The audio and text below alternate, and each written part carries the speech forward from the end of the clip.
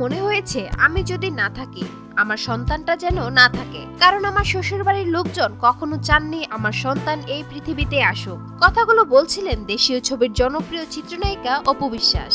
অপু বিশ্বাসের সংসার, বিয়ে, গোপনীয়তা, সাকিবের সঙ্গে মানসিক নানা দ্বন্দ্ব সহ নানা বিষয়ে কথা বলেছেন ঈদের এক বিশেষ অনুষ্ঠানে।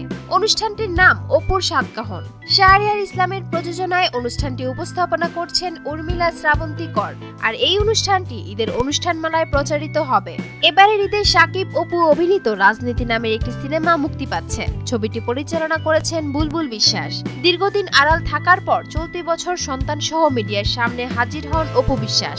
গণমাধ্যমে দাবি করেন নায়ক শাকিব খান তার স্বামী।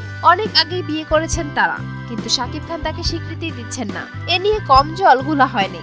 অবশেষে অপু ও তার সন্তানকে স্বীকৃতি দেন শাকিব খান। নিজের শ্বশুরবাড়ি নিয়ে কখনো কথা না বললেও সম্প্রতি এই অনুষ্ঠানে শ্বশুরবাড়ির সঙ্গে নিজের সম্পর্ক নিয়ে বেশ খোলামেলা কথা বলেছেন অপু বিশ্বাস। সুপ্রিয় দর্শক, বিনোদন জগতের আরো নিত্য নতুন খবর জানতে আমাদের চ্যানেলটি সাবস্ক্রাইব করতে ভুলবেন না।